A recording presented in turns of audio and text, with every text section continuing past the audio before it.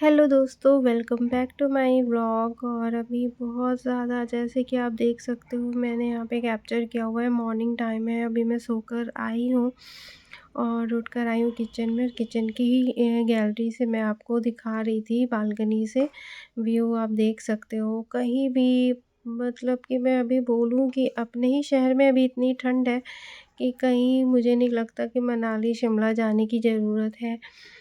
तो यहीं पे सारे मज़े ले लो और घर में आराम से बैठ के चाय मस्त पियो। तो वही बस आज मैं थोड़ा-सा आलस-आलस सा फ़ील कर रही हूँ। मुझे बिल्कुल भी मन नहीं कर रहा था सोकर उठने का, पर उठना तो उठना तो होता ही है। सुबह उठी और फिर सबसे पहले जैसे होता है ना कि पानी गरम करना, वो सब गरम किया। किचन में ऐसा लग रहा था बस खड़े होकर सो ही जाऊँ थोड़ी देर। तो एक तरफ चाय वग़ैरह अभी चढ़ाई नहीं थी, अभी पानी फ़िलहाल मैं गर्म कर रही थी यहाँ पर। और पानी पीने के बाद फिर मैं चाय चढ़ाती हूँ। और मौसम तो वाक़ई में बहुत ज़्यादा ठंड थी, अच्छा लग रहा था, देख के भी बहुत अच्छा लग रहा था। गर्मी से तो ठीक ही लगता है ये ठंड वाला मौसम, पर बहुत ज़्यादा भी ठंडक होती है ना तो काम करने में, अगर आप काम करते रहो तब तो कोई दिक्कत नहीं लगती। और अगर बैठ जाओ ना तो मेरे ख़्याल से मुझे तो बहुत ठंड लगती है। तो बस काम करते जाना है और ठंड को भगाते जाना है, तो मेरा तो यही फंडा है। तो अभी तो मैं ख़ैर आलस में थी, इसलिए काम सब धीरे-धीरे स्टार्ट कर रही थी। वैसे भी मॉर्निंग में उठो और तेज़ी से काम होता नहीं है, मेरे साथ क्या किसी के साथ भी नहीं होता है। तो बस उसी के साथ यहाँ जब तक चाय वाले पी के एनर्जी ना ले लो, तब तक ये वो चीज़ बात नहीं आती। तो बस यहाँ पे मैं अपनी लिए चाय खूब ढेर सारा अदरक डाल के खौला लो, बढ़िया से बनाना होता है। अच्छे से उबाल आ जाए तब फिर जो है उसके बाद चाय छान कर पीने का मज़ा ही कुछ और होता है। तो यहाँ पे वही मैं बस अपना चाय बॉयल कर रही थी और थोड़ा-सा मैंने ना बाहर वो भी रख दिए थे कबूतर के लिए, चावल के दाने थोड़े से रख दिए थे। क्योंकि मॉर्निंग में उसका जो है डा रख देती हूँ तो वो फिनिश हो जाता है खा पी के, फिर मैं दोपहर में रख देती हूँ। मतलब 3 टाइम से मैं उसके लिए दाने रख ही देती हूँ। तो अब यहाँ पे चाय आ गई है और गरम-गरम चाय, जैसे कि मुझे बता चुकी हूँ मैं कि मुझे गरम बिल्कुल चाय थोड़ा-सा भी ठंडी हो जाती है ना, मुझे बिल्कुल भी चाय पीने में मज़ा नहीं आता। तो यहाँ पे मैं बिल्कुल बस जिसको बोलते हैं ना ज्वालामुखी वाली चाय, धधकती हुई चाय, तो वही मैं यहाँ पे बस पी रही हूँ और अपना न्यूज़पेपर लेके बैठ जाती हूँ। और तभी जाके चैन मिलता है। तो अब दूसरी तरफ चाय वग़ैरह हो गई थी, थोड़ी देर बाद बैठ के चाहे न्यूज़पेपर पढ़ के फिर यहाँ पे मैंने अंडे वग़ैरह रख दिए बॉयल करने के लिए, तब तक अंडे बॉयल होंगे। और इधर ये बथुआ जो है ढेर सारा ले आई थी, तो क्या करी कि अगर कच्चा बथुआ फ्रिज में रखा होता है ना तो वो पिच-पिच हो जाता है, थोड़ा पत्तियाँ ना उसकी नम हो जाती है तो ख़राब होने लगता है। तो उसकी वज़ह से मैंने सारा इकट्ठा बॉयल किया एक ही बार में, वॉश वग़ैरह करने के बाद इसको बॉयल करके फ्रिज में रख दिया था। अब जब मुझे बनाना होता है उसकी दाल को, तो थोड़ा-सा बथुआ निकाल कर उसको बढ़िया से ग्राइंड वग़ैरह करके उसका पेस्ट तैयार कर लेती हूँ। तो इससे क्या होता है, टाइम भी सेविंग हो जाता है और आपका मस्त काम भी हो जाता है। और ऐसे ढेर सारा बथुआ जो है पूरा फ्रिज में रखे-रखे ना ख़राब हो जाता है। तो मैं ऐसे ही हमेशा ही करती हूँ अगर ज़्यादा बथुआ ले आई तो। तो यहाँ पे आप देख सकते हो अच्छे से ग्राइंड कर लिया और बन गई है इसका पेस्ट। और बस अब इसको बथुआ जो भी दाल बनाऊँगी अरहर में या जो भी, तो मैंने आज जो है ये पैकेट ही ओपन किया मूँग की दाल का, तो मैंने सोचा आज मूँग की दाल बनाऊँ, रोज़ तो अरहर वाली दाल खाती हूँ, आज मूँग की दाल में बनाती हूँ। और दाल मेरा तो रोज़ ही दोपहर में बननी ही बननी है। इधर दाल भिगो के रखाई थी, फिर आ गई सफाई पे, थोड़ा-सा ये बैठो तो कुछ खाते-पीते रहो ना, तो ऐसे तो बाहर की डस्ट नहीं आती क्योंकि इतनी ठंड है, तो अच्छी बात है। यहाँ पे बस ये है कि हल्का-हल्का पोंछ देती हूँ तो साफ़ बना रहता है। आजकल जाड़ों में मुझे ये बहुत आराम है कि डस्टिंग उतनी नहीं करनी पड़ती है जितनी गर्मियों में होती है। तो यहाँ पे मैंने जूस वगैरह भी निकाल लिया था और बॉयल अंडे भी बिल्कुल तैयार हो गए थे खाने के लिए। उसके बाद हम लोगों ने ये नाश्ता कर लिया हल्का-फुल्का। अब उसके बाद फिर से मैं यहाँ पे आ गई थी किचन में, दाल को जो है मैंने प्रेशर कुकर में और जो पेस्ट बनाया था बथुआ का, वो डाल दिया था और उसके बाद जो भी ग्राइंडर में पानी जितना उसको मिक्स करके और जितना भी दाल के लिए पानी की ज़रूरत होती है उतना पानी मैंने यहाँ पे डाल दिया, नमक और हल्दी लगा के चढ़ा दिया था प्रेशर कुकर।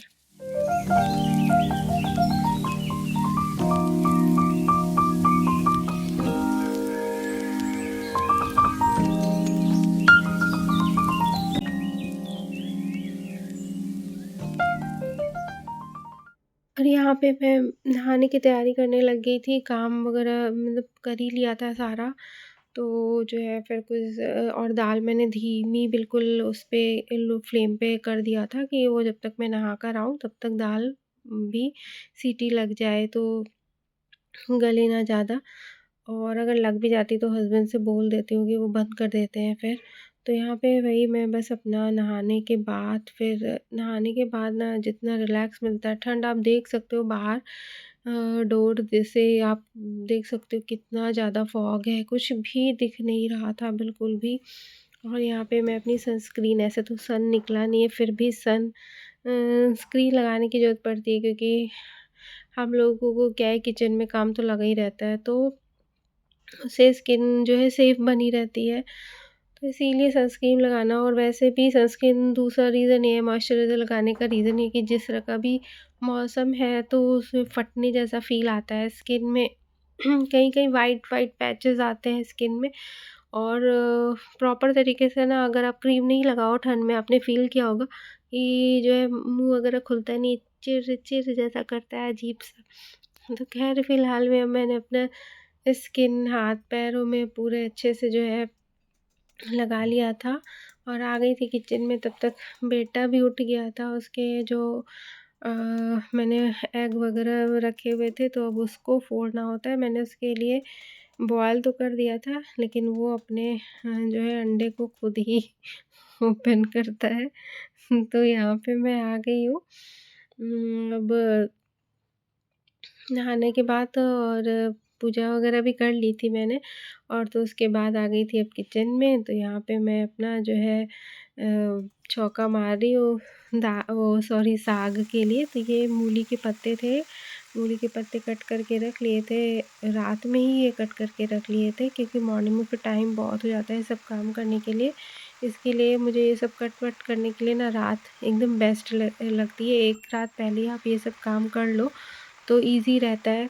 तो यहाँ पर मूली के पत्ते मैंने बस कूच के जो है लहसुन डाला था और हरी मिर्च डाल दी थी, और उस पे बस साग में मसाले ना ही मिलाओ, मुझे ऐसा लगता है वो ज़्यादा बेस्ट रहता है। उतने ही न्यूट्रिशियस साग होता है। आप विदाउट इसको मसाला ही खाओ। तो मैं यहाँ पे कुछ भी मसाला इसमें यूज़ नहीं करती हूँ, हल्दी तक नहीं लगाती, इसको ऐसे ही बस फ्राई कर लूँगी अच्छे से। पानी छोड़ देगा धीरे-धीरे खुद ही जो है, ये साग अभी जितना भरा हुआ दिख रहा है, खाली हो जाएगा, पक के एकदम थोड़ा-सा ही रह जाता है। ढकने के लिए मैंने इसको रख दिया। अब दूसरी तरफ मैंने फिर से वही तड़के के लिए मैंने इसके लिए भी थोड़ा-सा लहसुन रखा हुआ था और इसको फ्राई कर लिया, हींग डाल दी और जो दाल बनाई थी वो दाल इसमें मैंने वापस से पलट दी। तो ये बस दाल थोड़ी गाढ़ी-गाढ़ी लग रही थी मुझे, तो इसमें मैंने ना थोड़ा-सा इसमें पानी ऐड कर दिया था, थोड़ा गुनगुना करके पानी ऐड कर दिया था। तो आपकी दाल थोड़ी पतली हो जाती है, अदरवाइज़ ये जो है फिर मोटी-मोटी सी मतलब हैवी-हैवी सी लगती है।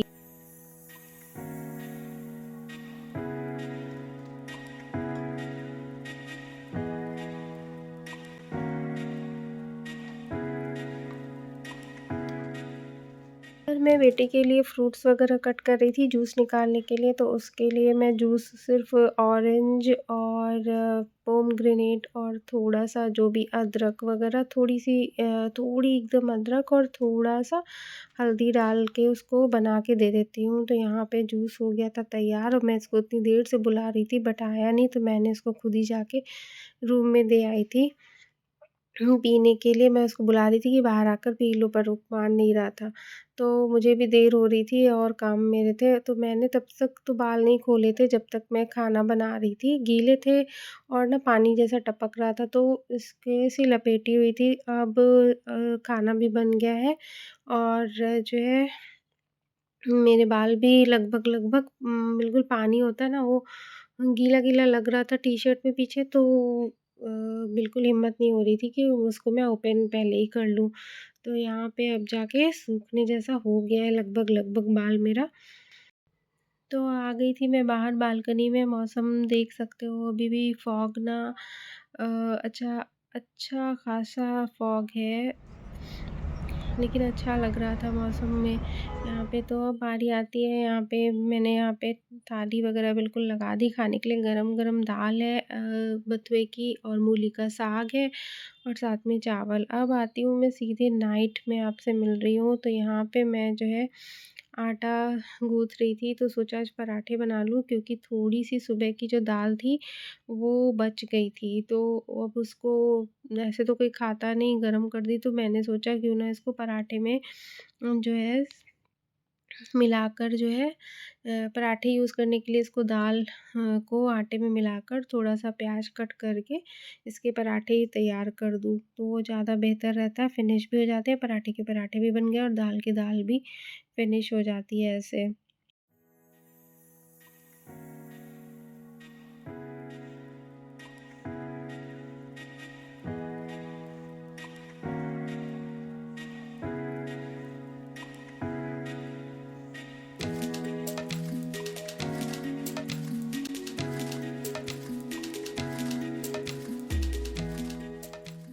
तो जी देखिए बिल्कुल आटा हो गया है तैयार, इसको अब थोड़ी देर ढक के रख दूँगी, तब तक सब्ज़ी की प्रिपरेशन कर लेती हूँ। तो आज मैं बनाने जा रही थी पत्ता गोभी और मटर आलू की सब्ज़ी जो कि मेरी बहुत ज़्यादा फ़ेवरेट है पराठे के साथ तो ये सब्ज़ी बहुत ही ज़्यादा पसंद आती है मुझे।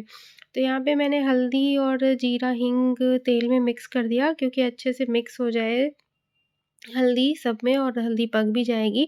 तो ये आलू थोड़े से फ्राई करने पड़ते हैं, अगर ऐसे ही डायरेक्ट आलू डाल दो तो वो टेस्ट नहीं आता। तो इसीलिए क्योंकि पत्ता गोभी आप डालोगे ना तो वो तो तुरंत पक जानी है। तो इसीलिए मैं थोड़ा-सा फ्राई कर लेती हूँ आलू को क्योंकि जब पत्ता गोभी मिक्स हो जाएगा ना तो आलू पहले से ऑलरेडी आधे पके हुए होंगे, ज़्यादा पकाने की ज़रूरत नहीं पड़ेगी इनमें। तो अब आलू को फ्राई करने के बाद मटर वगैरह डालने के बाद में मैंने इसमें पत्ता गोभी अच्छे से मिक्स कर दिया था और उसके बाद चलाने के बाद उसमें टमाटर और नमक डाल दिया था, हल्दी पहले से डाल दी और बाकी कोई मसाला इसमें डालने की ज़रूरत नहीं होती है।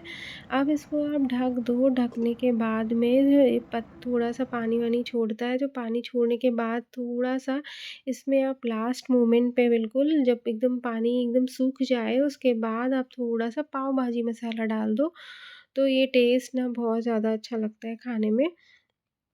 नहीं भी है तो कोई बात नहीं, लेकिन इसमें ना जो टमाटर होते हैं वो खट्टे वाले डालिए, तो वो टेस्ट ना बहुत ज़्यादा अच्छा आता है, बढ़िया स्वाद आता है और ढेर सारा इसमें धनिया डाल दीजिए ऊपर से और अगर हरी मिर्च है कटी हुई, तो हरी मिर्च डाल दीजिए अगर खाने का मन है। अदरवाइज़ ये ऐसे ही अच्छा लगता है खाने में, ये सब्ज़ी बहुत ही ऐसे ही अच्छी लगती है टमाटर मतलब कि इसमें खट्टे टमाटर का स्वाद ही एकदम सब्ज़ी का बदल जाता है। तो यहाँ पे ये सब्ज़ी पक रही थी, थोड़ा-सा और पका ली थी, इधर मैं पराठे वगैरह जो है सेंक रही थी, मैंने पराठे का शेप देखिए बीच-बीच में छेद थोड़ा-सा है वो बिकॉज़ क्योंकि वो मैंने ना उसमें प्याज़ जो कटे हुए डाले वो निकल गए थे और यहाँ मैं सरसों के तेल में ही इसको जो है कर रही हूँ मोस्टली मैं जो पराठे होते हैं ना वो सरसों के तेल में ही बना लेती हूँ, सही भी रहता है।